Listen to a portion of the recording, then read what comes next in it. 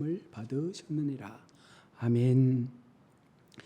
계속해서 히브리서 말씀은 우리에게 구약의 인간 제사장과 신약의 영원한 대제사장이신 예수님을 비교해 가면서 과연 예수님이 우리에게 어떤 대제사장이며 왜 우리가 그분을 믿어야 하는지에 대해서 계속적으로 말씀을 하고 있습니다. 성경의 대제사장은 인간을 대표하는 자로 나타납니다. 인간 중에 하나여야 합니다. 또한 중보의 역할을 해야 하고 동정심이 많아야 하고 합법적인 권위를 위하여 하나님께로부터 임명을 받아야 구약에서는 대제사장의 직임을 감당할 수 있었습니다. 오늘 본문은 모든 인간은 죄로 인하여 제사장이 필요하며 우리가 섬기는 대제사장 대신 그리스도는 구약의 제사장보다 훨씬 영원성과 반열이 있어서 우월하다라는 것을 우리에게 전하여 주고 있습니다. 자, 그러면 오늘 본문이 말하고 있는 제사장의 직무가 무엇입니까? 오늘 본문 1절로 3절에서 그것을 우리 가운데 전하고 있습니다. 대제사장은 하나님께 속한 일을 하는 사람입니다. 여기서 하나님께 속한 일은요, 예물과 제물을 드리는 일이죠. 예물은 하나님께서 주신 은혜에 감사해서 드리는 것이고, 제물은 사람이 자신이 지은 죄를 용서받기 위해서 하나님께 드리는 것이 제물입니다. 그래서 구약의 제사장은요, 인간이 가지고 온 그 예물과 제물을 하나님 편의 중보자로서 대신하여 하나님 편에 올려드리는 그와 같은 직무를 부여받았습니다. 예수님께서도요, 대제사장의 직무를 감당하셨습니다. 그리스도께서 이 땅에 오셔서 우리를 죄로부터 구원하셔서 하나님과 연결되게 하는 역할을 우리 주님은 온전히 완성해 주신 것입니다. 예수님은 하나님이 자신에게 맡겨주신 일에 대하여 이렇게 고백합니다. 요한복음 17장 4절에 아버지께서 내게 하라고 주신 일은 내가 이루어 아버지를 이 세상에서 영화롭게 하셨사오니, 하나님께서 예수님에게 주신 그 직분을 온전히 감당함을 통해서 하나님께서 이 세상에서 영화롭게 되도록 하셨다라고 말씀합니다. 예수님은요, 자신의 삶 전체를 하나님을 향한 예물로 드리셨습니다. 그것도 단번에 속죄의 제물로 하나님을 향하여 드린 것입니다. 구약 시대에 짐승을 제물로 드렸던 아론과는 비교할 수 없는 탁월한 대제사장이 되심을 분명하게 우리에게 말씀하고 있습니다. 그러므로 우리는 예수님을 통해서 하나님 앞에 직접 나아갈 수 있는, 때를 따라 돕는 그 은혜를 언제나 어디서나 받을 수 있는 특권을 부여받은 거예요. 구약에서는 늘 인간 제사장을 통해서 하나님 앞에 범죄할 때마다 나아가야 했지만, 이제는 예수의 이름으로 우리는 언제나 그 은혜의 보좌 앞으로 나아갈 수 있는 길을 얻게 된 것입니다. 구약시대 백성은요, 대제사장을 통해서 예물과 제물을 드려 하나님과의 관계를 맺을 수 있었습니다. 제물을 통해서 죄를 용서받았고, 예물을 통해서 감사를 드림을 통해 하나님께로부터 기도의 응답도 받고 각종 은혜와 하늘의 복도 받을 수가 있었습니다. 신약 시대에는요, 우리가 왕 같은 제사장이 되었습니다. 이제 우리는 대제사장, 다시 말해서 인간 제사장을 통하지 않고서도 우리 스스로가 하나님 앞에 왕 같은 제사장이 되었기 때문에 하나님 앞에 직접 예물과 제물을 드릴 수 있는 사람이 된 것입니다. 완벽한 대제사장이신 예수님을 통해서 우리가 왕 같은 제사장으로 부름을 받게 된 것입니다.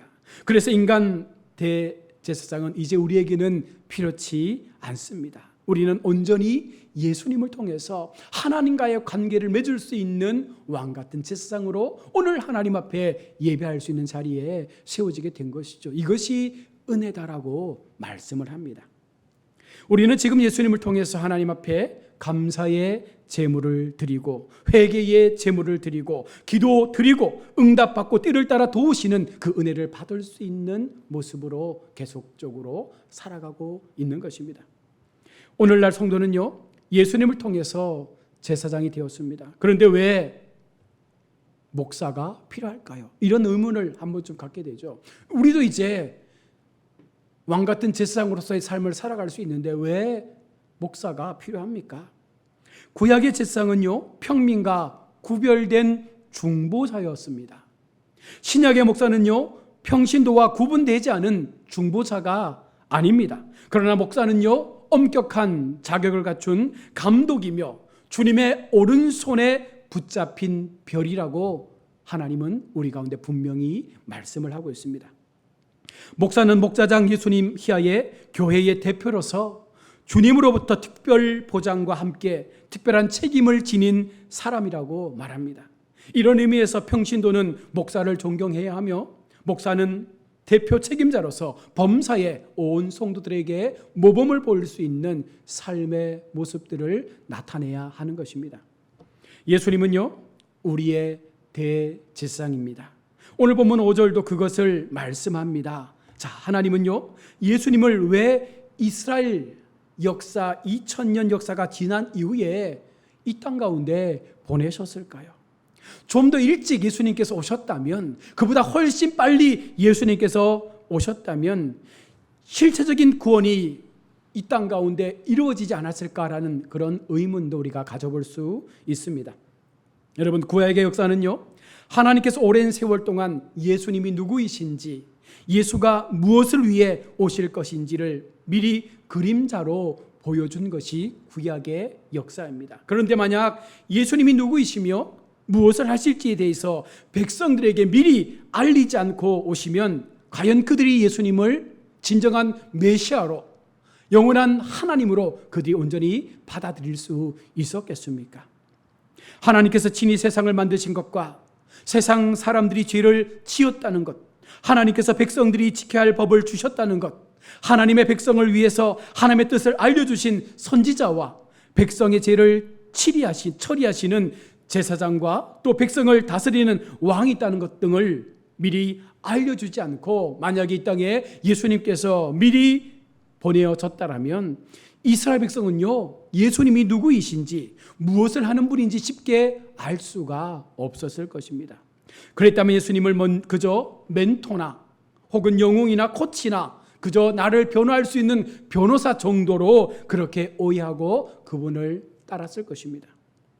선교나 전도할 때 사람들에게 우리가 구약의 이야기를 미리 들려주면 그들이 예수님의 복음을 받아들이는 준비를 할 수가 있습니다. 구약 성경은 그리스도의 복음을 이해하는데 많은 도움을 주기 때문입니다. 자, 그래서 우리가 구약의 그림자를 통해서 어느 순간 우리 가운데 오신 예수님의 실체를 너무나 쉽게 받아들일 수 있게 된 것이죠. 자, 그러면 대제사장은 어떤 자격을 갖추어야 영원한 대제사장의 모습을 가질 수 있습니까? 예수님은 어떤 자격을 갖추었기 때문에 완벽한 대제사장이라 말할 수 있습니까? 하나님께서 정하신 대제사장의 자격은 무엇입니까? 대인관계에 있어서 인간을 대표합니다.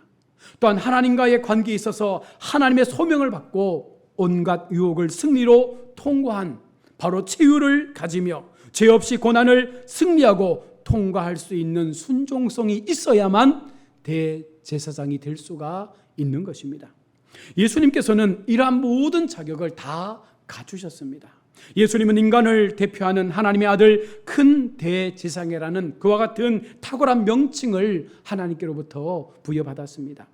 예수님은 하나님께서 대제사장으로 탁월하게 임명을 하셨다라고 5장 1절과 또한 4절로 6절에서 말씀을 합니다. 예수님은 유혹을 받으셨으나 전혀 죄를 짓지 아니하심으로 탁월한 동정으로 우리를 체휼하실 수 있는 분임을 오늘 본문 2절과 7절과 8절에서 말씀을 하고 있습니다. 예수님은 온갖 고난을 당하시고 자신을 탁월한 제물로 드리는 순종을 하셨기 때문에 완벽한 자격을 갖추었다라고 오늘 본문 3절과 9절, 10절에서 말씀을 하고 있습니다. 예수님은요, 대제사장의 직무나 자격을 완전하게 갖춘 완벽한 대제사장이십니다. 때문에 예수님은요, 영원한 구원의 은혜가 될 수 있는 거예요. 이 땅의 모든 인류에게 있어서 오직 예수님만이 영원한 구원의 은혜가 되실 분임을 우리는 분명 믿고 그분을 따르는 것입니다. 예수님 외에 그 누구도 그 무엇으로도 우리를 구원할 수 없음을 분명하게 성경은 말씀하고 있습니다. 오직 영원한 대제사장, 우리를 채울하시고 우리를 동정하실 수 있는 인간을 대표하시는 예수님을 통해서만이 우리가 구원을 받을 수 있는 것이죠. 자, 그렇다면 완벽한 대제사장이신 예수님을 우리의 삶에서 어떻게 믿고 그러면 우리가 따라가야 하는가? 완벽한 대제사장의 교리를 우리의 삶에 어떻게 우리가 적용하며 그분의 삶을 우리가 본받고 따라갈 수 있습니까? 주변을 보십시오. 예수님을 버리고 다른 무언가를 찾는, 주변을 두리번거리면서 또 다른 신을 찾는 사람들을 우리가 많이 보게 됩니다. 교회에서 직분을 가지고 있으면서도 점집을 찾고 성당을 찾고 사찰을 찾아다니는 사람들도 있다고 합니다. 완벽한 대제사장이신 예수님 앞에 집중하지 못하고 서로 모여 매일 피차 권면하라는 주님의 말씀을 무시하고 아예 교회를 다니지도 않으면서 나는 예수님을 믿는다라고, 나는 예수님을 믿었다라고 말했던 사람들도 있습니다. 사람들이 아무리 경건하고 진지해 보여도 예수님을 떠나서는 결코 하나님 앞에 나아갈 수 없다라는 이 진리를 우리는 잊어서는 안 됩니다. 예수 그리스도라는 그 이름을 떠나서는 결코 하나님 앞에 나아갈 수 없는 것입니다. 예수 그리스도라는 그 이름을 떠나서는 결코 하나님 앞에 우리의 모든 죄가 용서받지 못하고 우리가 당하고 있는 이 고통에서 건짐받지도 복을 받지도 못한다는 사실을 우리는 분명 믿고 살아가야 하는 것입니다. 10월쯤 되면요, 대한민국은 수능을 앞두고 많은 사람들이 유명한 사찰이나 신비로운 영험한 소문이 있는 절에 모여서 열심히 공을 드립니다. 지성이면 감천이라고 정성을 다하면 하나님께서도 그 정성 보시고 감동으로 우리가 비는 기도에 응답해 주실 거야. 이것이 하나님을 모르는 사람들이 헛된 신을 향하여 비는 기도의 자세입니다. 티베트 사찰에 가보면요, 그 티베트 사찰에 가기까지 몇천 킬로미터를요 무릎이 다 까지도록 삼보 1배를 하면서 1만 번이나 절을 하는 정성을 가지고 그 티베트 사찰에 들어간다고 합니다. 여러분, 그런데 정말 그렇게 해서 기도하면 과연 하나님께서 우리를 만나 주실까요?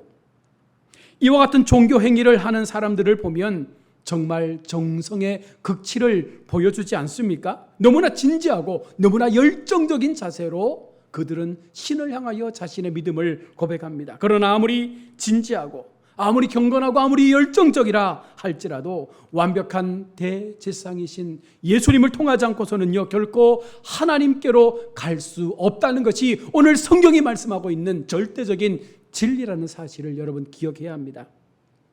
예수님만이 하나님께로 나아가는 유일한 길임을 요한복음 14장 6절 이하는 말씀합니다. 내가 곧 길이요 진리요 생명이니 나로 말미암지 않고는 아버지께로 올 자가 없느니라. 종교다원주의나 종교통합 같은 사상이 어찌 보면 그럴듯해 보입니다. 모든 종교가 사랑하자, 모든 종교가 통합하자, 그래서 같이 연합해서 우리가 추구하는 하늘나라에 도달하자. 정말 너무 멋지고 환상적인 모습 같습니다. 그러나 절대 여러분 우리가 그것을 따라가서는 안 됩니다. 예수님만이 완벽한 대제사장으로 우리의 구원자라는 것이 구원의 유일한 진리라고 성경은 계속해서 말씀합니다. 이것은 타협할 수도 없고 우리의 어떤 그 삶의 자리에서 결코 내려놓을 수 없는 끝까지 붙잡고 가야 될 진리라고 성경은 말씀을 합니다. 지금 우리는 하나님과 얼마나 교제하며 살아가고 있습니까? 바쁘다고 빡빡하게 살면서 하나님과 교제하는 시간을 얼마나 할애하며 믿음을 갖고 있습니까? 예수님이 아무리 완벽한 대제사장이 된다 하여도 예수님을 통해서 하나님의 은혜의 보좌 앞으로 나아가지 않으면 우리는요 어떤 도움도 받을 수가 없는 것입니다. 아무리 좋은 것이라도 여러분 사용하지 않으면 헛된 것 아닙니까? 아무리 내게 좋은 것이라 할지라도 그것을 사용해야 좋은 것의 효력을 얻는 것이지 가지고만 있다고 알고만 있다고 그것이 좋은 것이 되지는 않습니다. 사람들이 완벽한 제사장 예수님을 통해 하나님과 깊이 교제하지 않으므로 때를 따라 도우시는 하나님의 그 맞춤형 그 은혜를 우리가 경험하지 못한 채 믿음 생활하며 살아가는 거예요. 바쁘다고 하나님을 멀리하면 여러분의 영적 탱크가 비는 거예요. 우리의 마음의 집이 비워지는 것입니다. 하나님께서 거주해야 될 우리의 영적 마음의 집이 비워지고 그 마음의 말씀이 아닌 또 다른 것들로 채워지게 될 때 어느 순간 우리는 모든 영적 에너지를 잃게 됩니다. 빌 하이즈벨 목사님께서 하신 말씀의 일부입니다. 여러분의 영성 탱크가 비면 여러분은 남들에게 아무것도 줄 수 없습니다. 여러분에게 없는 것을 남에게 줄 수 없습니다. 재충전하는 것은 이기적인 유흥이 아닙니다. 여러분의 하나밖에 없는 유일한 삶을 최대한으로 살아가는 궁극적 목표에 꼭 필요한 것입니다. 여러분의 삶에서 먼저 할 것을 먼저 하면서 계속 재충전하십시오. 우리는 말씀을 통해서 하나님을 향한 그 믿음의 훈련과 그 열심을 통해서 계속적으로 우리의 마음의 탱크를, 영적 탱크를 가득 채울 수 있는 에너지를 갖춰야 하는 것입니다. 우리에게 영성 탱크가 가득 차면 여러분 어떻게 되겠습니까? 영적으로 충만한 때가 될 때 최상의 컨디션이 되는 거예요. 기도가 가장 잘 됩니다. 하나님의 임재를 더 꾸준하게 지속적으로 경험할 수 있습니다. 성령의 속삭임의 그 음성이 날마다 우리의 귓전에 들릴 수 있다는 것입니다. 배우자나 가족을 더 많이 사랑할 수 있습니다. 스케줄의 결정도 너무나 잘할 수 있습니다. 더 창조적인 모습으로 우리의 삶이 변화되어 갈 수가 있다는 것입니다. 하나님의 일을 하고 싶은 갈망이 우리 속에 생기는 거예요. 내 마음속에 영적 하나님의 은혜가 채워지고 그것이 충만할 때 여러분 그와 같은 삶의 변화가 일어나는 거예요. 여러분 동일한 예수를 믿는 공동체 안에서도 누구는 너무나 힘없이 그냥 계속해서 똑같은 삶의 패턴으로 살아가는 사람이 있는 반면에 또 누군가는 동일하게 하나님 앞에 나아가지만 그들의 삶의 환경들이 동일하지만 그러나 그들은요 기쁨과 감사, 열정적인 에너지를 통해서 무언가 나눌 수 있는, 무언가 베풀 수 있는 하나님의 그 이름을 통하여 무언가 영적으로 행할 수 있는 능력들이 계속적으로 샘솟는 모습을 보지 않습니까? 영적 탱크가 찰 때 우리의 삶이 변화되는 거예요. 영적인 우리의 삶에 주님 주시는 그 성령의 충만함이 우리의 삶을 뒤덮을 때 우리의 삶의 변화가 시작된다는 것입니다. 나의 영성의 모습은 어떠합니까? 나의 마음 가운데 나의 그 믿음의 집안에 얼마나 충만한 성령의 은혜가 채워져 가고 있습니까? 하나님의 은혜로 가득 채우면 채울수록 풍성한 삶, 측량할 수 없는 은혜의 그 넘치는 기쁨을 우리는 경험하며 살아가게 된다는 거예요. 이것이 성경이 우리에게 말씀하고 있는 삶의 교훈이며 바로 예수 믿는 우리가 영원한 왕 되시는 예수님을 따라서 살아가야 될 삶의 모습이라고 이야기하고 있습니다. 매일 10분씩이라도 하나님 앞에 그 시간을 할애하며 그 시간을 둘 때 우리의 삶은 지금보다 더 나아질 것입니다.